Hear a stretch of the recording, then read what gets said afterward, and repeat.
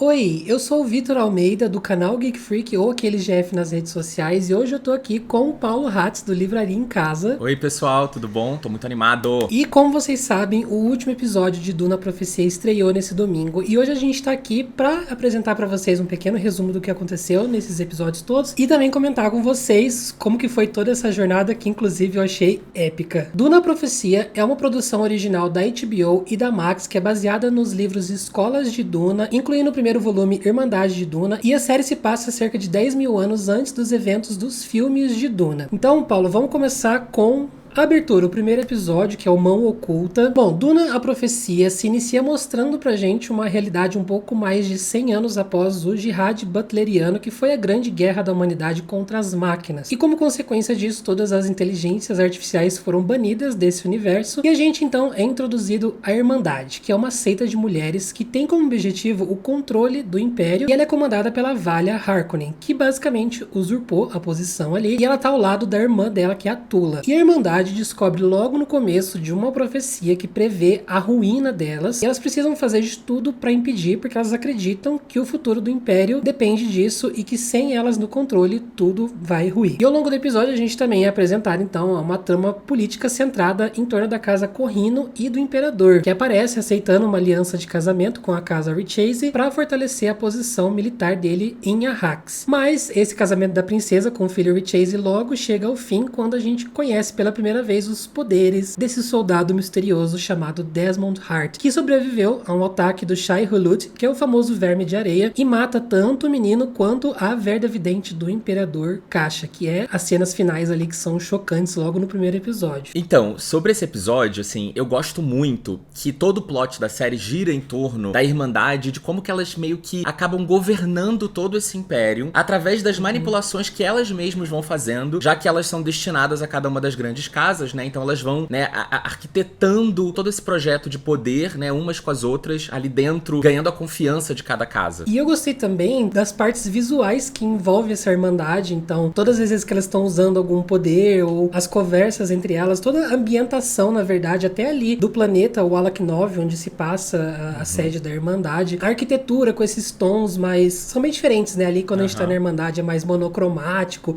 e é sempre aquela coisa poderosa, os prédios grandes, assim, né? E eu gostei muito desses elementos sobrenaturais e psicodélicos envolvendo todas as atividades da Irmandade. Eu gosto muito de uma coisa que a Irmandade faz, né? Que é essa dinâmica da confusão que eles criam em Arrakis ali, pra que o Imperador precise casar a filha dele com uma família que vai ajudá-lo ali em Arrakis. Só que o garoto é super jovem, então, né, até o menino se tornar adulto e ela poder casar com ele, ela vai gastar todo esse tempo junto das irmãs na Irmandade, né? Então, é interessante a forma que eles constroem, criando um problema em Arrakis pra fazer com que a filha do Imperador acabe indo pra Irmandade. E todas essas tramas internas também a gente vê que a série ela se aproveita dos elementos de Escolas de Duna, da série dos livros no geral, mas também trilha o próprio caminho. Eu acho que isso abriu para diversas possibilidades que a gente vai ver ao longo dos episódios também. E, mais uma vez, eu gostei muito dessa estética alienígena, tanto nas formas visuais, mas também na forma de executar todas as tramóias ali, como elas pensam, como elas agem, até o poder que elas têm. Eu acho que foi muito essencial, a gente já vê desde o começo também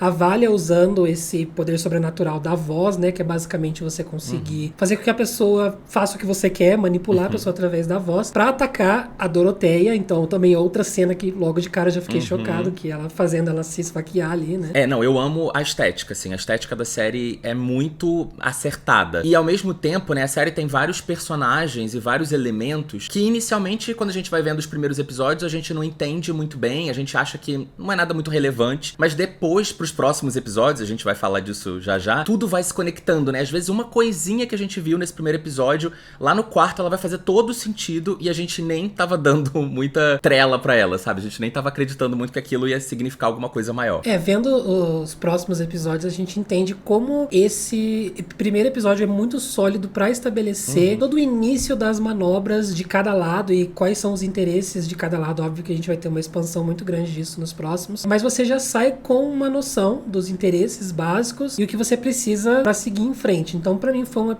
primeiro episódio muito interessante. Eu fiquei super intrigado pela série logo de cara. E daí a gente já parte pro segundo, que é o Duas Lobas. E aqui, agora, após o assassinato do Príncipe Richese e da Caixa, a Casa do Imperador e a Irmandade tá todo mundo muito abalado. O Imperador Rávico não sabe se pode confiar no Desmond, mas também é levado a se questionar se, pelo bem da família real e os planos deles, não seria interessante confiar nele, no Desmond, e usar como arma para conquistar esse poder. Já a Valia vai até Salusa Secondus e confronta o Desmond, percebendo que ele consegue resistir ao poder da voz. Então é outra coisa ali que a gente fica muito surpreso, o que torna ele um inimigo muito perigoso e poderoso contra a Irmandade. E com isso a Irmandade precisa fazer uma manobra muito arriscada e submeter uma das alunas à agonia, que é a Layla, né? E esse agonia é um procedimento que conecta a pessoa com os seus antepassados, e eles vão fazer isso para tentar contatar a antiga Madre Superiora Raquela e descobrir mais detalhes sobre a profecia. Felizmente, a Layla não resiste à agonia e acaba ficando presa nesse estado sombrio e sendo atacada pelas mulheres do passado, e ela cede no fim. A gente vê a cena da mão dela caindo ali, e toda essa decisão desse procedimento acabou sendo muito difícil para Tula, que tinha a Layla ali como uma protegida dela. E em meio a tudo isso, a gente também conhece um pouco mais sobre a Força Rebelde que tem agido nos bastidores, e a gente também vai receber mais pequenas informações sobre o núcleo das irmãs Valia e Tula. Amo, melhor núcleo. Pra mim, eu acho que um dos pontos mais importantes desse episódio, que é algo que a gente até já sabe da história de Duna, mas quem tá, né, sendo introduzido agora esse mundo talvez não saiba, é a importância da especiaria que fica em Arrakis, né? A irmã do príncipe de Richese, né, que morre, ela acaba falando pro Constantine em algum momento que o Império não controla, né? Quem controla é quem domina Arrakis. Então,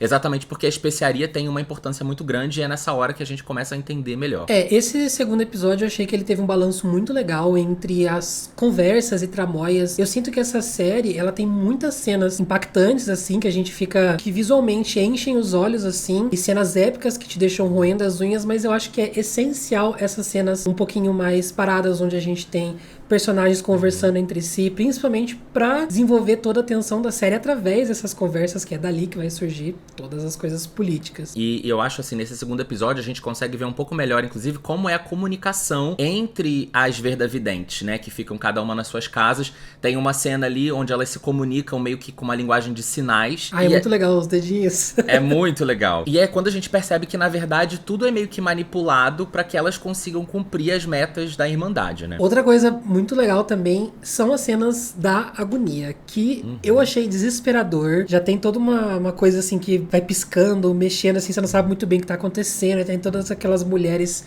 chegando ali na Layla. E já com a Valia saindo perdedora desse primeiro confronto contra o Desmond, criou uma tensão maior de que talvez elas não sejam tão poderosas assim pra conseguir totalmente os objetivos. Então, como que elas vão fazer a partir daí, né? Quais vão ser os subterfúgios ou as coisas que elas farão nos bastidores pra tentar combater esse grande poder do Desmond? Porque no final das contas é uma força com a qual elas não contavam ali nos planos maiores. Sim, é o que a própria Raquela diz, né, quando ela aparece através da Layla, né, que a chave pro acerto de contas é quem nasceu duas vezes, em sangue e em especiaria, e depois, né, ao longo dos próximos episódios, a gente vai entendendo melhor quem que é essa pessoa, por que que ela tem esse poder todo, até porque ela vem desses dois lugares e principalmente da especiaria, né. A gente também começa a se questionar se o Desmond não é de fato essa chave na grande profecia que a gente tem lá no primeiro episódio, né. Quais são as motivações dele agora também, além das motivações do Imperador, da Irmandade, tem mais um jogador. Então a gente parte pro terceiro episódio já muito curioso, que é a Irmandade acima de tudo. Já no terceiro episódio ele toma um rumo bem diferente do que a gente viu até então, focado bastante no passado das duas irmãs, a Valia e a Tula Harkonnen, e a gente já começa vendo que a casa acabou perdendo a posição de importância que eles tinham após a guerra contra as máquinas, e a Valia tá inconformada com essa situação. Com a morte do irmão ainda mais, ela tenta convencer que eles precisam voltar ao antigo renome, mas não acaba tendo tendo muito sucesso. A família dela quer enviar ela pra Wallach 9 pra se juntar à Irmandade, e ela não tá muito feliz com isso, mas no fim ela acaba aceitando e indo, e ainda um pouco relutante em abrir mão dos seus interesses pessoais em relação à ascensão da própria família. A gente tem uma cena onde todas as irmãs ficam ali na chuva e precisam abrir mão, né, das famílias para servir totalmente aos interesses da Irmandade, mas no final das contas ela é convencida a aceitar o lema da Irmandade acima de tudo. Enquanto isso, também nesses flashbacks do passado, a Tula acaba se apaixonando por um rapaz Atreides, justamente a casa rival dos Harkonnen. E aí que vem um grande choque, quando a gente percebe que na verdade ela acabou traindo ele e assassinando todos os membros, juntamente com o próprio menino, tudo em nome dos Harkonnen. Então, já na Irmandade fica claro que a Raquel queria que ambas, a Valia e a Doroteia, fossem as Madres Superioras, mas o conflito de interesse das duas era muito grande. E dentro da própria Irmandade, cada uma das duas estava começando a juntar ali seus próprios grupos de seguidoras, mas a Valia no fim acaba desistindo de passar pela agonia ali na escola. Ela é vista como covarde pelas outras alunas, só que ela acaba fazendo esse procedimento sozinha depois, quando volta para sua família. E a grande revelação no final, então, é quando a gente vê que a Tula não permitiu que matassem a Layla após a falha na agonia dela. Então ela preservou ela em um tanque com especiaria, na esperança de que ela volte à vida, volte à consciência. E assim, nesse terceiro episódio eu já continuei amando e tendo a Valia como minha personagem favorita ali da série, tanto no passado quanto no presente. Eu acho que as duas atrizes se complementam e são muito boas nesse papel. Eu acho que até na verdade a atriz que faz a Valia mais jovem, ela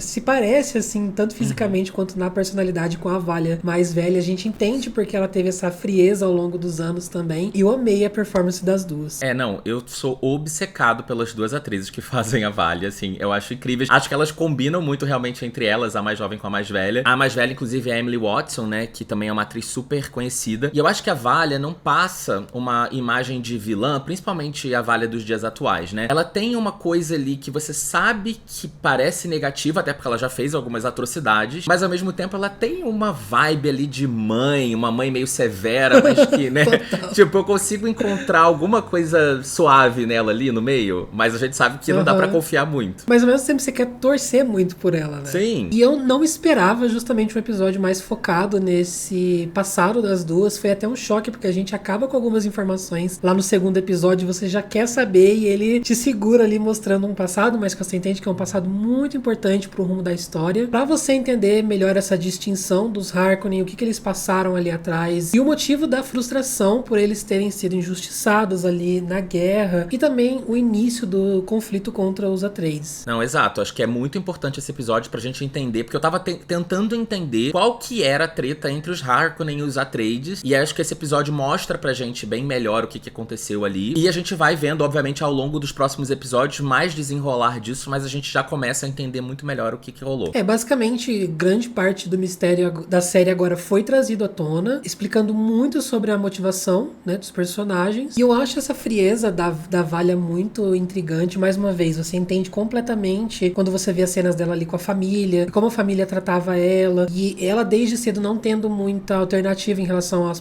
próprias vontades, e é muito isso que você falou, ela vai sendo construída querendo ter um pouco dessa carga de vilã, mas ao mesmo tempo você quer muito torcer pra ela, você quer que todos os planos dela sejam os mais predominantes e vençam ali no final. E além do ponto que até a gente falou agora no resumo do episódio, né, que fala sobre como ela não conseguiu, a Valia não consegue fazer o juramento, porque ela acaba colocando sempre a família no primeiro lugar, né, e não a Irmandade necessariamente, quando ela tá naquele período ali inicial. Então ela tem essa vingança como algo que é o fator motivador dela, mas também a gente não pode esquecer da Tula, porque é interessante nesse episódio, porque a gente via a Tula como uma personagem, assim, mais boazinha do que a Valia, né?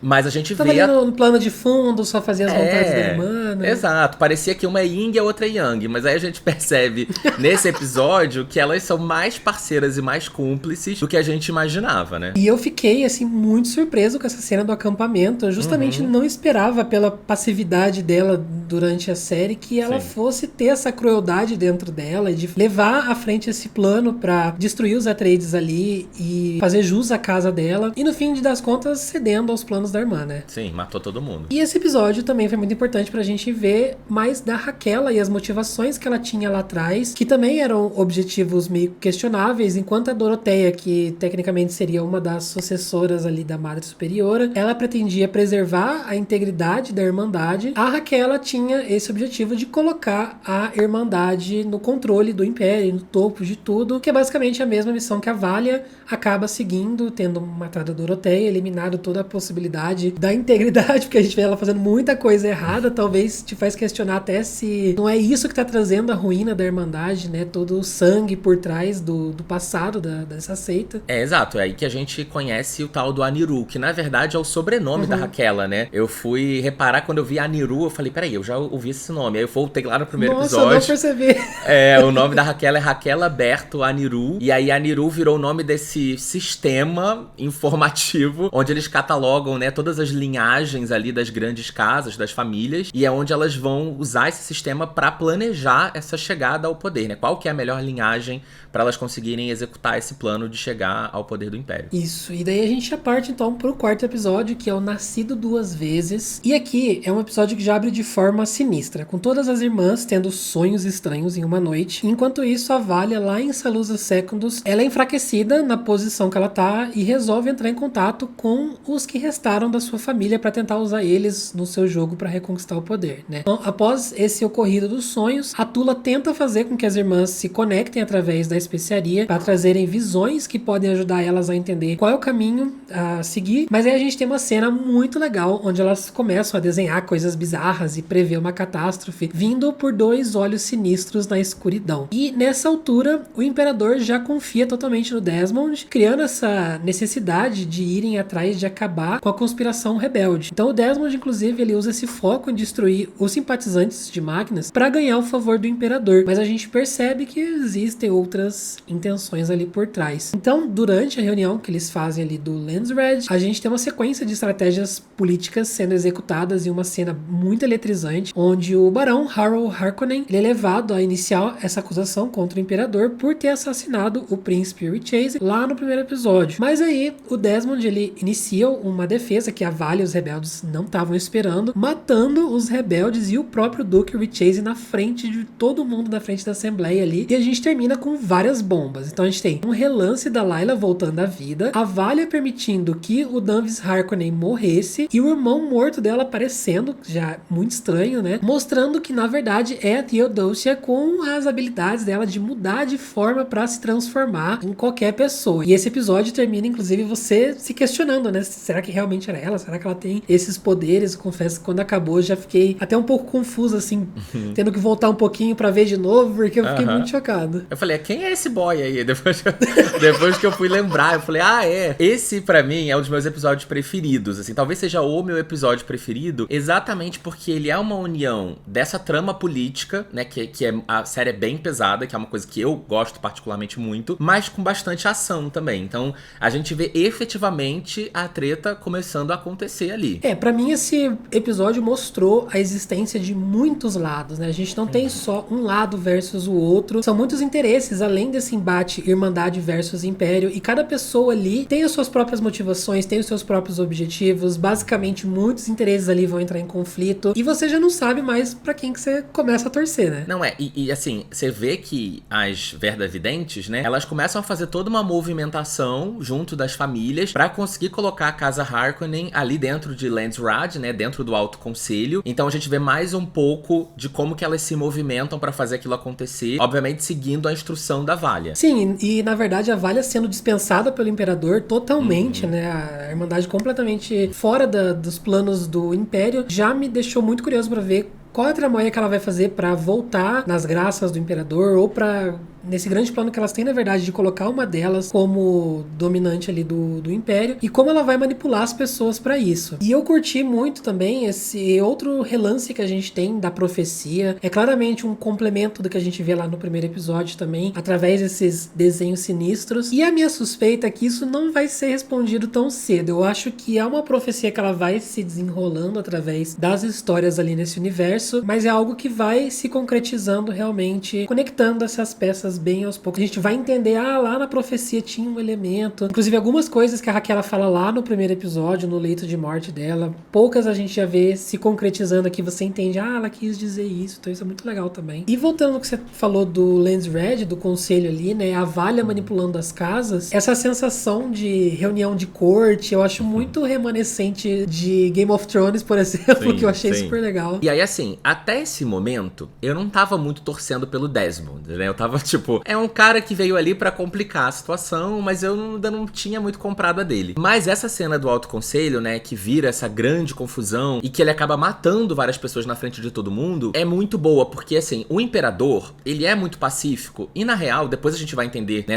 acho que nos próximos episódios a gente entende por que ele foi escolhido, né, por que o Ravik tá nesse lugar, e tem toda uma participação da Irmandade pra que ele tenha chegado até a liderança do Império. Mas ele sempre foi muito pacífico, então chega uma hora, né, chega nessa hora que culmina nessas matanças ali no Alto Conselho, que a gente vê como que seria esse Império se ele tivesse um pouco mais de força, né, se ele tivesse um pulso mais firme e ele não fosse um escolhido da Irmandade. Sim, essa questão do Imperador, a gente vai ver até nos próximos episódios como ele realmente é fraco, né, perante a todas essas pessoas mega poderosas que estão tramando ali nos bastidores. Mas eu fiquei também curioso com essas cicatrizes do Desmond, que ele usa o poder, ele começa a sangrar ali na frente de todo mundo, e depois a gente vê uma cena dele todo cortado, e eu fiquei me questionando, na verdade, se esse é um poder que parte naturalmente dele, ou se ele é uma máquina, ou se ele é só uma vítima de uma outra pessoa que também tá usando ele. E eu acho que, assim, é isso que eu mais gosto nessa série, né? Ela não tem mocinho. Tipo assim, absolutamente, você pode esperar tudo de absolutamente todo mundo. Todo mundo faz complô, todo mundo quer algum benefício próprio, todo mundo mata, é capaz de matar. É muito bom ter essa sensação de que você não precisa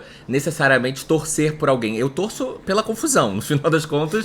Eu quero ver eles todos arrumando confusões uns com os outros. Pra mim é sobre isso que eu quero ver. E confusão a gente já tem ali no 5º episódio, A Verdade no Sangue, onde o Desmond ele é solidificado no Império e nomeado Bashar do Imperador. E logo no começo a gente já tem a chegada de uma nova personagem muito importante, que é a Francesca. É uma membro da Irmandade e também mãe do Constantine com o próprio Imperador. Então a gente descobre esse relacionamento que ele teve. Nesse ponto de vista ali em Salusa, o Desmond ele tá tentando encontrar provas de que a Irmandade tá envolvida com os rebeldes, e ele vai planejar uma ação para tentar descobrir isso. Enquanto isso, em Wallach 9, a Layla tá viva, mas não em controle completo do corpo dela. Então a gente vê que em alguns momentos a própria Raquel toma conta por um breve tempo, enquanto existe essa questão dos sonhos coletivos. E a Raquel, no corpo da Layla, ajuda a Tula a analisar o tecido da pele queimada da caixa e entender que isso foi feito por um vírus incubado dentro do corpo e que se alimenta do medo das pessoas. E que o poder do Desmond, ele é como se fosse um ativador dessa arma biológica. E falando no Desmond, então, ele vai executar essa ação contra os rebeldes e finalmente encontrar uma prova de que uma das ajudantes é sim uma membro da Irmandade, que inclusive é ela que esteve esse tempo todo em contato com a Valia, mas ele não consegue salvar a prova porque acontece uma explosão que destrói tudo. E o Kaidan Atreides, que é outro personagem que também estava ali em conluio com os rebeldes, ele é descoberto pelo Constantine e ele é preso. E mais uma grande revelação no final do episódio, quando a gente descobre que o Desmond, ele é filho da Tula Harkonnen com o Ori Atreides, que é o rapaz que a gente viu no episódio do acampamento, lá que mostra o passado deles. E o ódio dele vem do fato que a sua mãe escolheu abandonar o filho pra se juntar à Irmandade. Logo que a personagem da Francesca apareceu, eu dei um grito, assim, porque ela já aparece, ela já chega dando um mole pro Imperador e fica um clima, uma tensão sexual ali entre eles, que eu fiquei só assim... Só dela subir assim o paninho, já cria imediatamente. Aí eu fiquei, tipo, a cara dele muda totalmente, eu fiquei completamente perdido. Até porque aquele momento, eu ainda não tinha visto nenhuma das verdavidentes se envolvendo amorosamente, sexualmente, sei lá, com ninguém. Então, eu, né, não tava esperando por aquilo. E justamente a introdução da Francesca com essa situação meio desagradável na dinâmica da família Corrino empurra a Natália também, que é a mulher atual do imperador ali, pra começar a agir. E também trazendo um pouco mais de importância pra essa personagem, que até então ela tinha um pouco menos de destaque, ela tava ali ao lado dele, mas ela ficava um pouco de plano de fundo. A gente vai começar a ver um arco da Natália se surgindo nesse episódio. E ao mesmo tempo, a própria Francesca, ela é da Irmandade, mas ela também é só mais um peão ali na mão da Valia, que usa a relação dela com o filho Constantine para executar a ação política dele ganhar o controle da frota, o que também vai causar pequenas divisões ali na casa dos Corrino. Inclusive, eu curti muito saber que quando eles falam que o Constantine, ele meio que nasceu para cuidar da irmã, né? Então o objetivo dele era cuidar dessa menina para que a Inês, né, em algum momento conseguisse chegar até o trono do Império. Mas eu sinto que o personagem do Constantine, ele também ainda tá meio perdido, né? Ele ainda tá sem saber exatamente o que ele faz, para onde ele vai. Então a gente ainda tá esperando mais coisas dele pra frente, para que a gente veja se efetivamente ele vai conseguir ajudar a Inês ou não. Mas a gente já sabe que ele vai virar aí capitão da frota, porque surgiu uma outra necessidade, embora a gente sabe que no episódio 6 coisas acontecem, a gente não sabe exatamente o que vai rolar. Eu achei muito interessante também a gente ver nesse episódio como que a Valia se organiza, né? Então a gente vê o Harold Harkonnen indo até o Desmond pra meio que dizer que o plano de incriminar o Império lá no Alto Conselho foi uma ideia da Valia, que na verdade ele foi meio que manipulado aquilo. E aí eu pensei, nossa, ele virou a casaca, né? Virou as costas pra Valia, que é a tia dele. Só que aí depois ele vai pra Valia e, tipo, tudo foi na verdade planejado pra que a casa Harkonnen de alguma forma consiga reverter o que rolou ali e caia nas graças de volta do Imperador, né? Então, de novo, a gente vê como que ela não dá um ponto sem nó. Eu acho que esse é um episódio, por mais que ele seja mais lentinho do que os outros, ele é muito necessário pelo tanto de possibilidades novas que ele traz pra gente e fatores sendo contabilizados nessa situação política e nas alianças, como o do próprio filho do Corrino, né? A gente não sabe qual vai ser o papel dele aqui pra frente, então a gente tem também mais essa coisa dos Harkonnen, do sobrinho dela. Então é um episódio não tão visualmente impactante em relação a coisas sobrenaturais, como a gente tem visto nos outros, mas é um episódio também muito, muito essencial. Sim, e também tem aquele ponto da Michaela, né, que trabalhava lá com os rebeldes, inclusive com o Kieran, né, o Atreides, e a gente fica sabendo que ela era parte da Irmandade também. Eu fiquei totalmente chocado com isso. Nossa, e depois, sim. Né, e depois no final a gente fica sabendo da conexão, né, que o Desmond na verdade é filho dos Atreides com os Harkonnen, e isso explodiu também totalmente a minha cabeça.